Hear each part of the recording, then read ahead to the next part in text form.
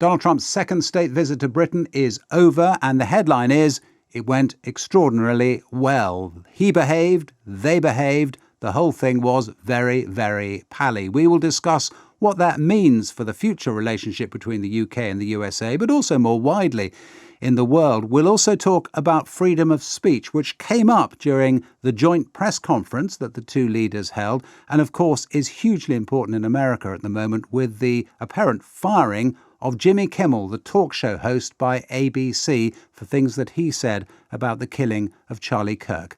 Welcome to Americast.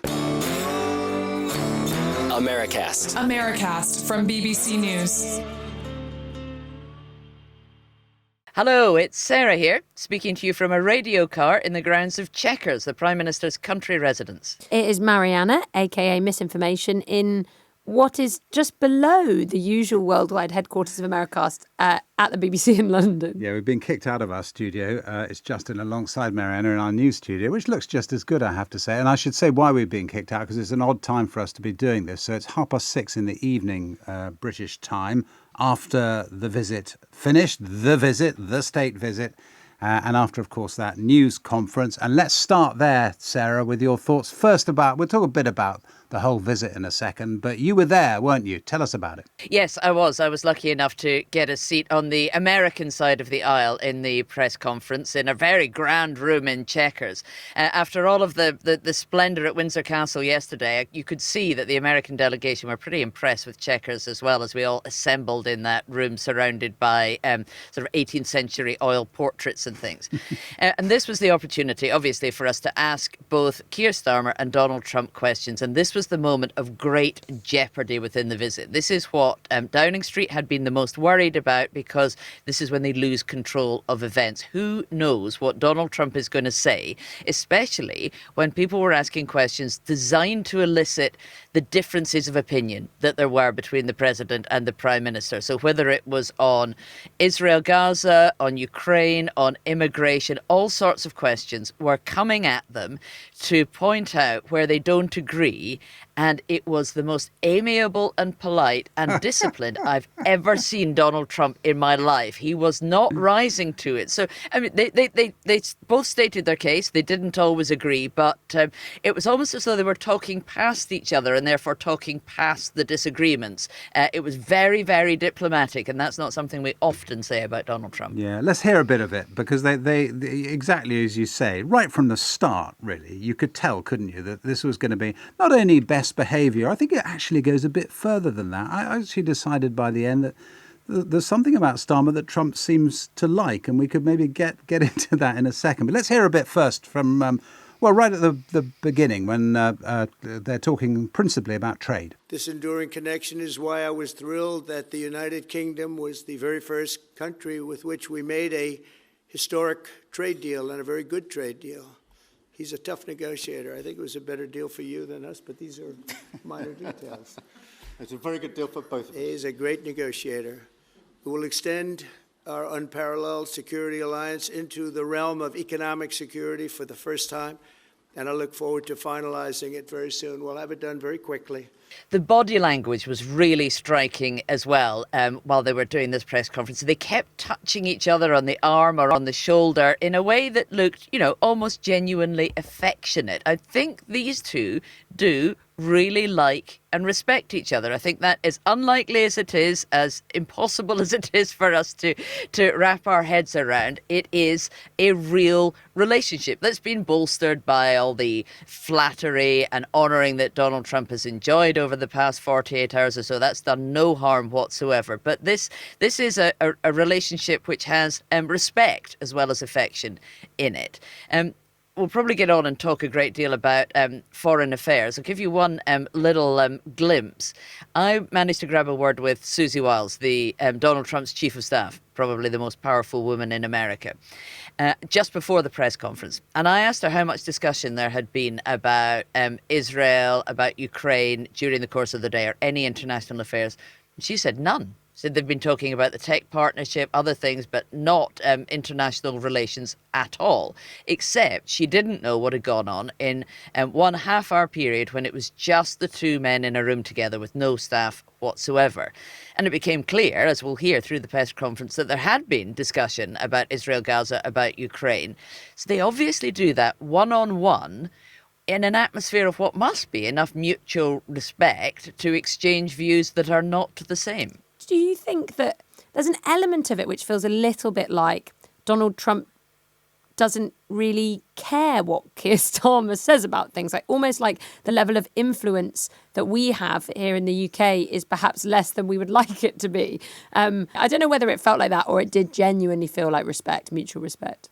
Well, I think you have a very good point, Marianna, and let me sort of interrogate it a little bit, because does Donald Trump care that a small, less influential, less wealthy country isn't following exactly the same policy as him? No. Probably not. But we're talking about areas about issues he does care a very great deal about. So let's look at Israel, Gaza, and the fact that Sir Keir Starmer is preparing to recognise Palestinian statehood, waiting until Donald Trump leaves the UK before he does it, but then he will announce that that's the UK policy. Donald Trump does not agree with that, which he made clear in the press conference, because he thinks it's rewarding Hamas. So, it's not simply that the UK is on the sidelines issuing statements like this. This is going to be a big deal next week at the United Nations, when the UK is not the only country that's going to do that. And that is upsetting Donald Trump's plan for how things should go in Israel. He was very clear that he thinks all the hostages need to be released before any kind of change of policy at all. And also, I think it's unthinkable that the US will ever, certainly under Donald Trump, recognise Palestinian statehood. So, yeah, even if he does see us as a minnow, these are influential foreign policy things that are being discussed. But the real question, of course, is did that state dinner, all of the pageantry, all of the flattery, all of the lavish grandeur, does it buy us influence?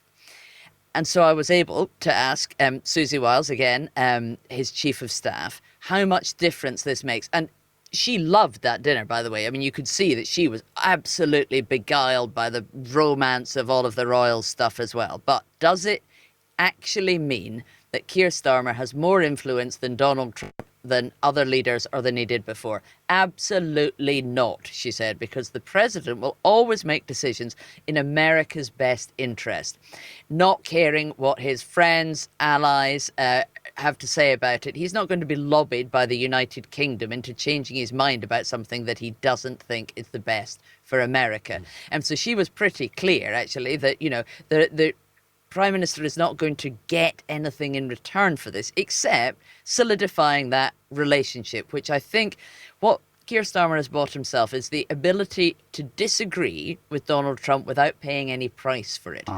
He's not going to be isolated or insulted in any way. So the UK can follow its own foreign policy without having to spend quite so much time and energy worrying about whether it's going to upset Donald Trump.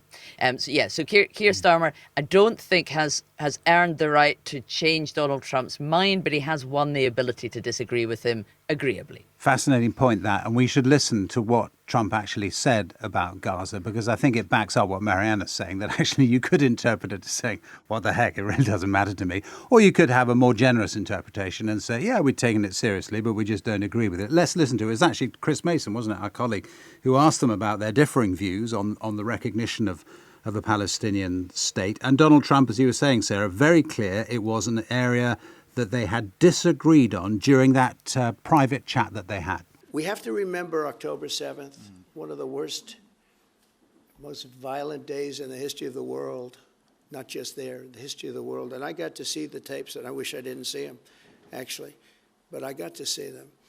And I want an end. I want the hostages released, and I think it's going to be okay. But it has been a brutal period of time. But this has been going on for a long time. This is not something that's over the last year, 2 years. But this has been for decades and decades.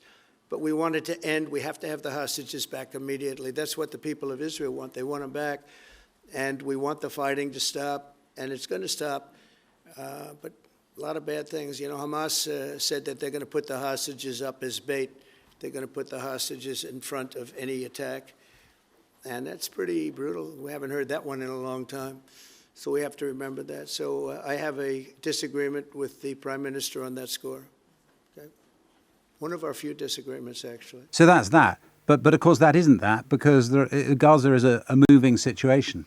And I think the thing that sort of hangs over it, Sarah, presumably, is that, I mean, we've had an Israeli minister talking in the last 24 hours or so about real estate opportunities in Gaza, suggesting that he'd even had discussions with people in the White House. And you don't need to have a huge imagination, do you, to see ways in which they diverge a lot on Gaza over the next few months, and it gets to be a bit more of a difficulty.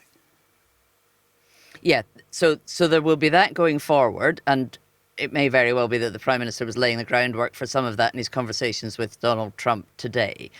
But also a lot of the questions, which were quite flattering, some of them, to Donald Trump, because that's a good way to get him to answer you, is to butter him up a little bit in the question. People were saying to him, look, basically, you are the most powerful person in the world, and you are the only person who can influence Benjamin Netanyahu over Gaza. You are the one who has the power to try to stop what's happening there. Will you use it? And if not, why not? And so that's a fascinating question, regardless of whether or not he agrees with Keir Starmer. And his answer seemed to be that he is not going to meaningfully intervene until all of the hostages have been returned. That's clearly his priority at the moment. And he seemed to be saying there was no point in him trying to intervene further, even to alleviate some of the suffering and starvation that is happening in Gaza, until Hamas releases all of the hostages. And then I thought it was quite interesting. I mean, the shift, or the difference in the dynamic when they were talking about the situation, the war in Ukraine, and particularly Vladimir Putin and Donald Trump's relationship with Putin. Like you say, Sarah, I guess a lot of the questioning kind of played into the fact that Donald Trump does seem to have a rapport, a dialogue, not just with Netanyahu, but also with Vladimir Putin, which seems to have gone slightly sour recently.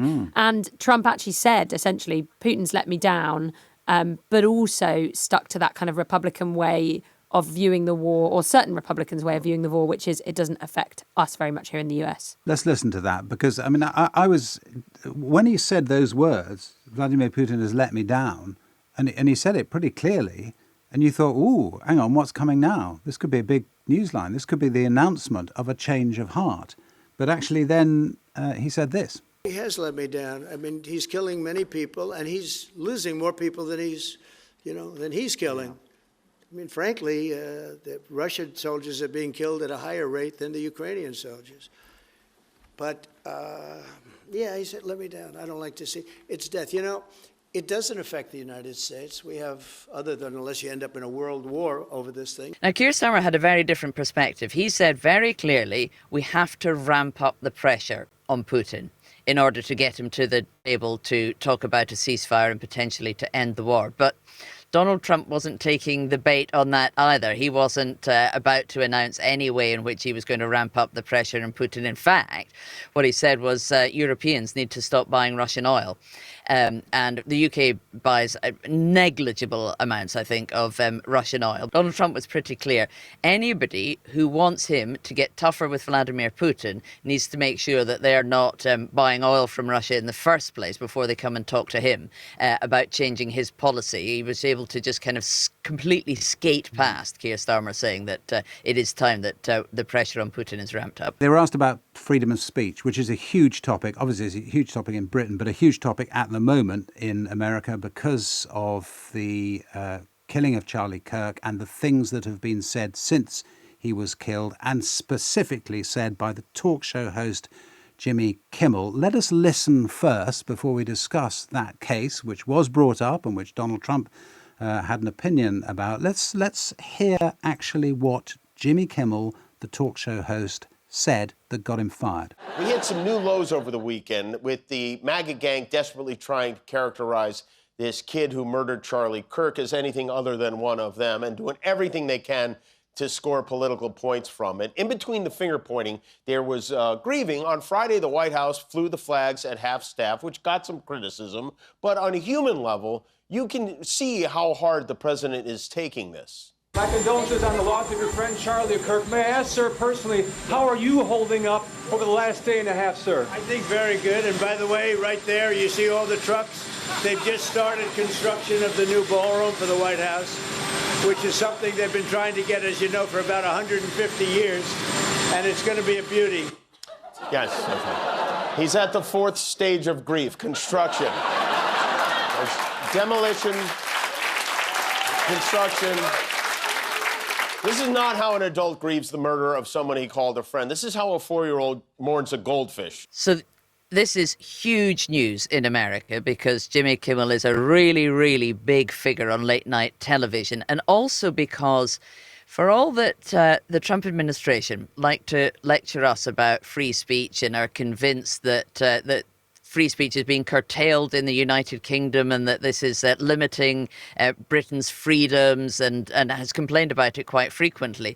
Now we see somebody attacking either the Trump administration or the MAGA movement getting taken off air at the same time as the Attorney General has been talking about going after people for hate speech in a way that seems to be in defiance of the First Amendment. So, yeah, there's a real free speech debate getting going in the US at the moment, which probably meant that not too many lectures were handed out by any of the administration officials whilst they were in the UK. But it's a massive deal, isn't it? Because how many late night talk show hosts are there now left, Justin? Because so Jimmy Kimmel's been taken off air immediately.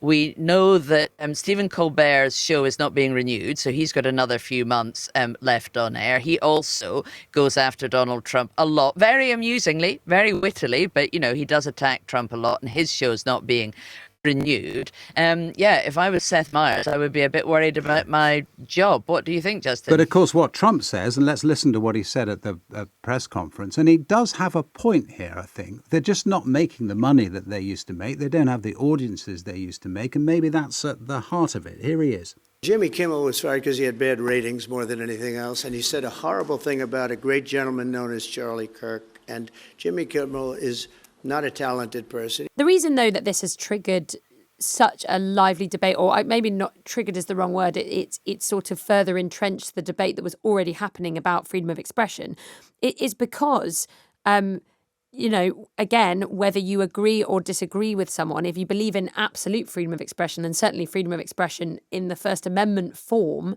that you should be able to joke about certain things, you should be able to comment on certain things. It's worth saying that Jimmy Kimmel did express condolences in regards to the killing of Charlie Kirk after when it happened. But you can also imagine that when you do a program like this, it's really not very surprising that you would joke about it in the same way that, you know, on satirical programs here in the UK, you would joke about them. And that's why quite a lot of people are saying, hang on a second, this seems hypocritical. But Sarah, how much of this is about what was actually said and the level of offence? And actually, how much of it is about something that's slightly more complicated and slightly more about the financial situation of the networks? Yeah, this is basically about a business deal, because the company that owns all the regional and local affiliates who take programs from ABC centrally and show them, and this is how most linear television is distributed in the United States. That company that owns most of them wants to buy the company that owns the rest of them, essentially, which will make it close to a monopoly and will mean that the FCC has to approve this merger. So basically, a Trump appointee has to allow this company an exception to be able to buy its rival and become a great television behemoth. That's not going to happen if the Trump administration is upset with them for showing the Jimmy Kimmel show. So all the little affiliates said they weren't going to carry the show anymore in furtherance of this business deal. And that was then led ABC centrally to say, OK, well, we're suspending it indefinitely then, because there was no point in making a show that the local stations weren't going to carry. And so actually, when you look at it like that, it's not so much a case about free speech or about censorship. It's about the chilling effect of the Trump administration where you know that they will bend the rules for friends and they will come down like a ton of bricks on people they consider adversaries or enemies, and therefore the way in which people who want to conduct business in the United States are contorting themselves to please the administration because they know that's what they have to do in order to make the bucks. Interesting that he didn't read the room, though. I mean, whatever the rights and wrongs of what he said, and as Marianna points out, his initial response actually was perfectly sort of sympathetic to the obvious human disaster that this has been. But maybe he didn't read the room in his subsequent remarks. And maybe as well, there are people on the right pointing out, aren't there, that when Tucker Carlson was fired by Fox, also a business decision essentially that Fox made because he was costing them a lot of money and it was getting increasingly difficult, and there was a sort of multiplicity of reasons, weren't there? Back in, I think it was 2023 or so, he was fired. Actually, Jimmy Kimmel celebrated it. I mean, did quite a funny thing. I remember seeing it, quite a funny thing where he said, well, he can go off and see his agent in Moscow.